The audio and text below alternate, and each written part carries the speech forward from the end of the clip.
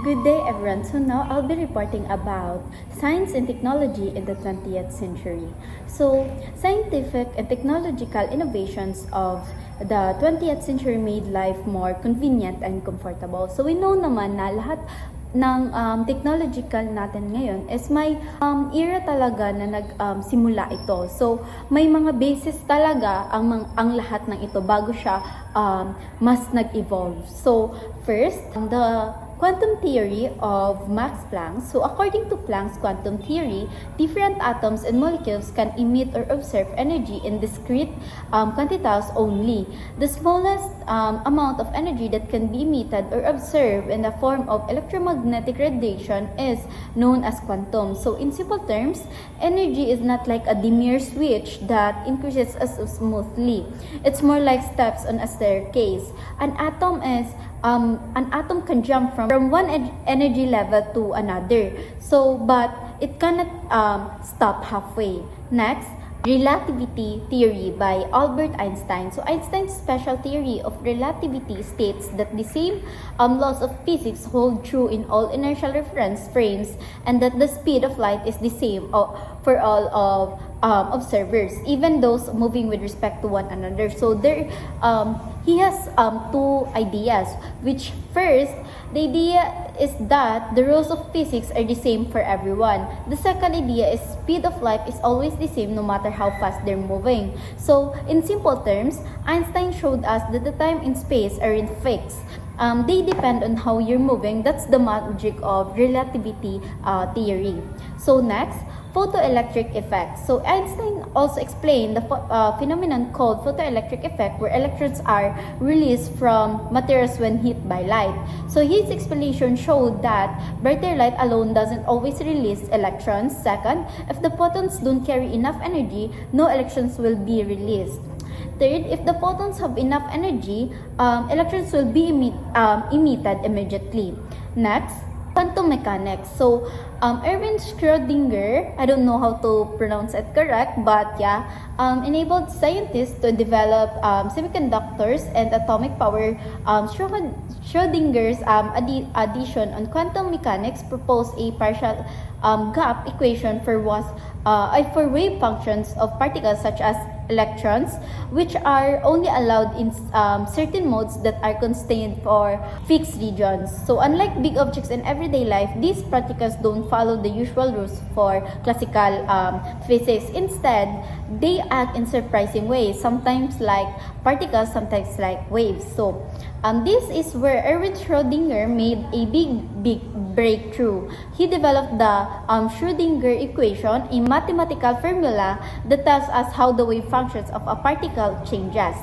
Next, the first successful rocket by Robert Goddard, believing that liquid propellants offered the most promise, he successfully launched the first liquid-fueled rocket on March 16, 1926 on a farm on Auburn. So, Robert H. Goddard, often called the father of modern rocketry, believed that liquid propellants had the greatest potential for space travel. So unlike solid fuels, liquid fuels could be controlled more easily and produce the more power. So here, nag-start ang rocket, mas nag-ano sila na, yes, pwede, possible na magkaing ato og thing, which is the rocket. So tapos, giana pod niya na it is more easy daw if it's liquid fuels than solid.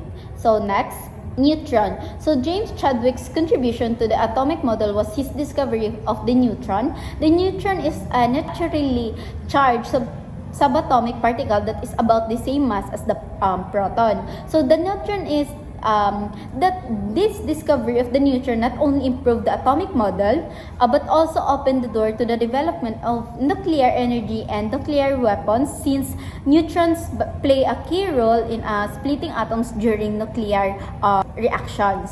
Next, DNA cells. So Oswald Avery discovered that genes and chromosomes are carried by DNA cells. So Avery's experience proved that DNA is the molecule that stores and passes on genetic information from one generation to the next. This discovery laid the foundation for modern genetics and biotechnology, leading to advances such as DNA profiling, genetic engineering, and our deeper understanding of how traits are inherited. So next, DNA. Francis Crick and James Watson proposed the double helix model of the DNA, which depicts the double strand appearance of DNA opposite of each other. So here are the structure of DNA. So this model showed that DNA is made of two strands twisted around each other like a spiral staircase. The double helix model became one of the most important discoveries in biology, as it revealed the structure of the molecule that carries the instructions for life. Next, penicillin by Alexander Fleming, a drug against bacterial infection caused by Staphylococcus and Streptococcus. I don't know how to pronounce it correct, but yeah. Before its discovery, many common infections were deadly since there were no effective treatments. Penicillin worked by killing or stopping the growth of harmful bacteria, and saving countless lives. So here, the penicillin drug really contribute and save life because it really kills bacteria. Next is first antibiotic by Howard Florey and Ernst Chain. The first antibiotic that could be mass produced, it was Howard Florey and Ernst Chain who transferred it into a usable and mass producible antibiotic. So while Fleming discovered penicillin, it was Howard Florey and Ernst Chain who turned it into the world first antibiotic that could be mass produced. So this made penicillin widely available to treat wounded soldiers in civilians, saving millions of lives. So mas naka-help, mas nag-wide ang mga natulungan because of this. So next, antibody formation process by Niels Jern. So Niels Jern expounded the antibody formation process that states that the body has its own antibodies that could fight antigen. So Niels Jern made an important contribution to immunology by explaining how the body forms antibodies. So he proposed that the body already has many different antibodies prepared in advance. So this idea showed that the immune system is not creating antibodies from scratch each time, but rather choosing from antibodies that already exist. Next, polio vaccine by Jonas Salk. So Jonas Salk played a vital role in achieving this success by being the first to devise and implement a safe and effective vaccine against polio. So Jonas Salk played a role in media history by developing the first safe and effective vaccines against polio in 1915. Salk's vaccine used inactivated or killed poliovirus, which could not cause the disease but train the body's immune system to fight it. Next, oral polio vaccine.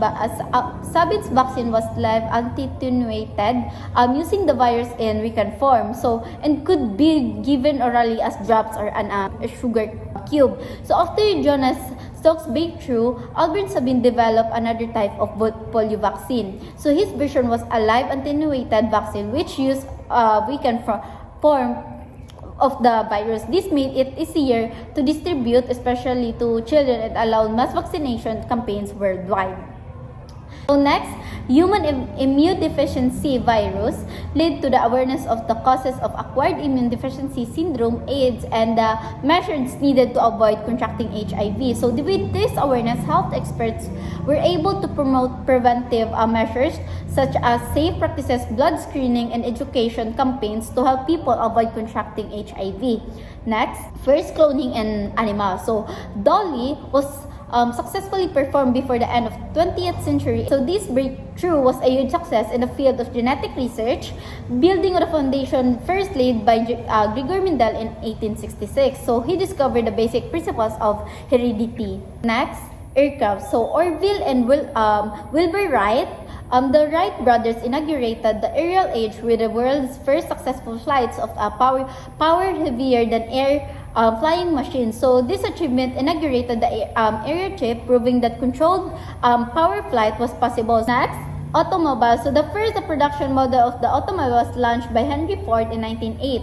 So this jump-started many innovations on automobiles headed by various pioneering car companies. So we know na dami na talagang innovations karon na mga cars, sports cars, very high-tech na talaga. Next is Sputnik. So the Soviet Union launched the first artificial satellite named Sputnik and instigated the first manned space flight in 1961. So his successful flight proved that humans could survive and travel beyond Earth's atmosphere. So here mas nag-ano ang mga scientists na yes, it is possible na makaano og man doon sa outer space. Next, also here, the Apollo 11 mission, the National Aeronautics and Space Administration spearheaded the space programs Mercury and Apollo. In 1969, Apollo 11 landed on the moon. So this achievement marked a giant leap of science and technology, proving that humans could reach and explore another world. So these great achievements in transportation allowed humans, goods, and services to reach different parts of the world. So to conclude, all these innovations have significantly changed the way humans live and view the world. So kasi ang daming na-discover this era and mas nag-start and nakabal sila na yes possible and now mas nag-evolve ang lahat. So that's all. Thank you.